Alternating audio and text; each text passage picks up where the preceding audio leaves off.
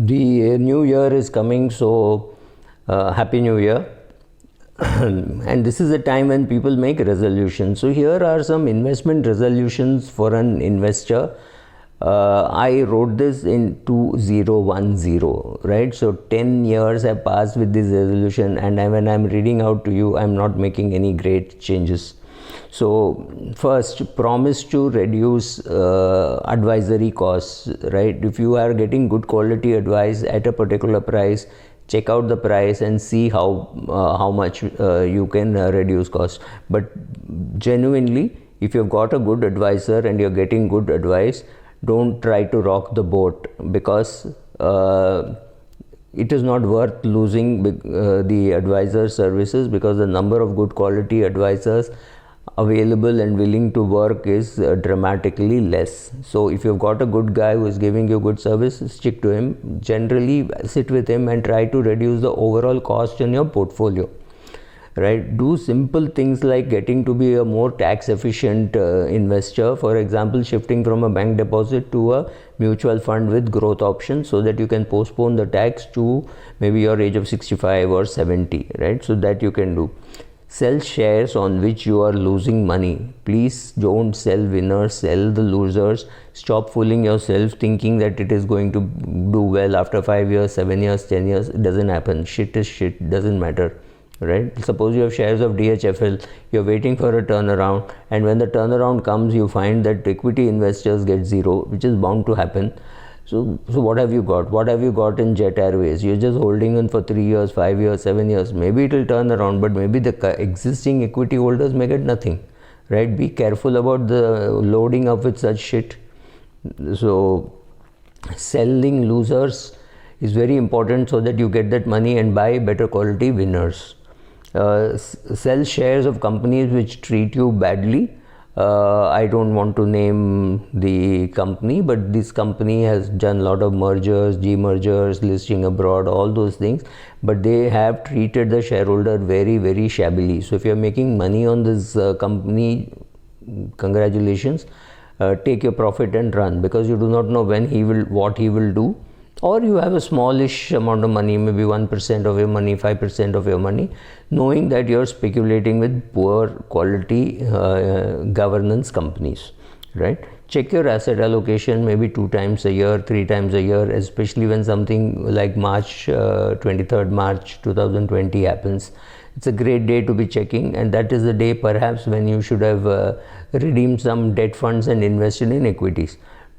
This is an exceptional situation, but otherwise you don't have to check your asset allocation that often. Check only when the genuinely, say, market falls 25% or 30% or even 5%, and you feel that your asset allocation can be more aggressive.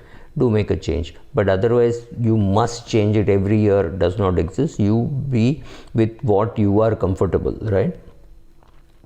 If you think a company is a bubble, stay away from the company, because it can hurt you very badly trying to catch it. Let's call this company Silver Bullet. You see the price go from 330 to 300. You know the promoters. You think it is complete shit, right? But the share price has gone up from 30 to 300, and you didn't know what to do. So you went and bought it at 300, even though and your logic was correct, because it was going up. And like they say, bhav bhagwan hai. So you went and bought. The share actually went to 1200 rupees, and you couldn't believe, because you thought it was not worth even at 30. At 1200 you didn't know what to do. You had, say, 1000 shares which you had bought at 300, so your 3 lakhs had become 4 times the value, right? Your 3 lakhs had become 12 lakhs.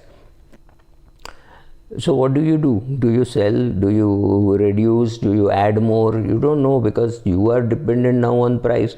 Then from 1200 it falls to 1100, 800, and you say, it can't come below 300 because that is my cost. Again, a bias. So don't do such stuff. And now let me tell you, Silver Bullet is selling at 6 rupees. You've been completely wiped out on that one single share.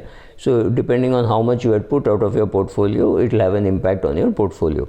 So be careful about, if you think a company is, if a company or a product, like say Bitcoin, you don't understand, stay away. right? That's more important. Or put such a small amount that it doesn't really matter. If you do not know how to select an investor, please select an advisor, please learn, because it's very important to have an advisor who will tell you right from asset allocation to taxation to all those things, to simple things and complicated things. For you need a sounding board. Don't go by what some experts say. It doesn't matter. The question to ask is, have they beaten the market, or have they achieved their goals? What have they done? So if they have done that, great, then so can you. So many people do not invest in equity markets, still meet their goals, right? So if you are a doctor earning a phenomenally high amount of money, just keeping all your money in classic endowment policies also might make sense. You just keep on buying life insurance policies. You will get a very inefficient return, but it might be enough for you. That is more important. But for heaven's sake, don't keep it in bank deposits and pay tax on that interest, an amount which you actually do not need in cash on a yearly basis. So get yourself to be more tax efficient. Talk about money, investment, risk and insurance with all the stakeholders, which means your wife, your children should understand this terminology. So get them to read Subramani. It's not a very easy blog to read, but yes, there's a lot of good stuff for them to learn. Clean your portfolio, and also do one thing, create something called a handover document. If when you change jobs, you go and tell your next guy who is going to take your seat, you tell him what is there, what has been done, what is pending.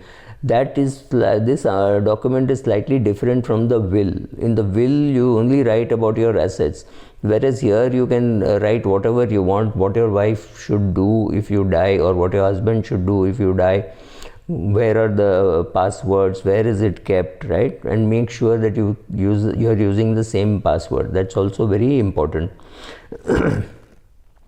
When you are choosing a good advisor, go and check on the SEBI site whether any action has been taken against the broker.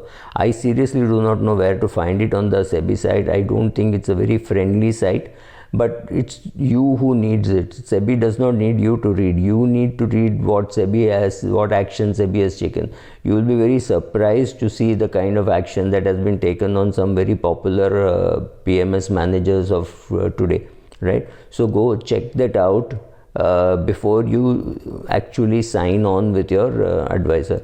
I'm sure there'll be more resolutions, but I don't want to go beyond 7.5 minutes. So thank you very much, and happy 2021.